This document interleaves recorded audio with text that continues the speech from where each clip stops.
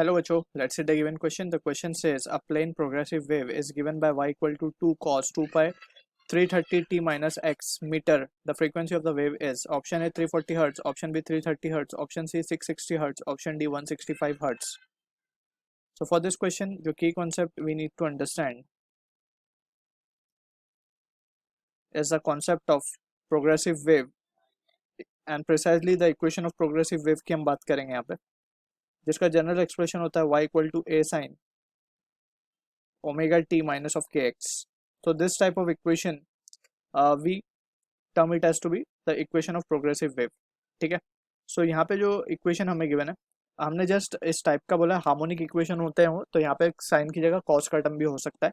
ठीक है. जो इक्वेशन अब हमें गिवन है उसको हम देख सकते हैं, उसको हम थोड़ा प्रॉपरली डिस्कस भी करेंगे. तो इट इज 2 cos, इसको हम लिख सकते हैं 2 pi into 330t minus of 2 pi x.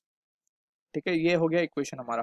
तो यहाँ पे जो एक्सप्रेशन हमने लिखा था y equal to a sin omega t minus k x, where y is the displacement of the particle. ठीक है, a is the amplitude of the particle, omega is the angular frequency, t is the time at which we are writing the displacement, and k is the position of that particle. ठीक है, और यहाँ पे जो negative sign k जो है वो उसको हम बोलते हैं basically it is the angular wave number. ठीक है, या फिर एंगुलर नंबर भी बोल सकते हैं इसको. It is nothing but a ratio of omega by V. Clear.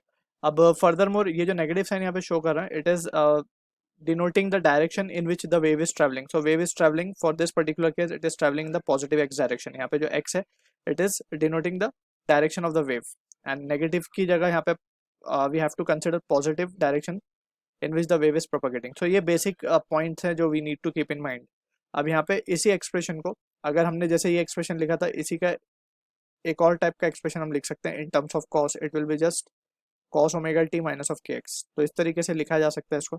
अब हमें फ्रीक्वेंसी पूछा गया सिंपली, तो हम अगर एक्सप्रेशन को देखें ये ध्यान से, दोनों एक्सप्रेशन को कंपेयर करें, ओमेगा को हम 2 पाई एफ लिख सकते हैं, right, 2 pi F.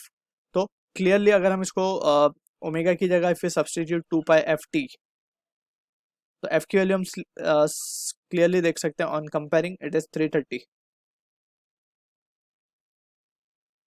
With standard equation से जब हम इसको कंपेयर करेंगे तो हम देख सकते हैं एफ की वैल्यू क्या आ रही है, 330 hertz. So this is the answer for the question we are getting, जो कि मैच होगा हमारा ऑप्शन बी के साथ. I hope you understood the solution. All the best.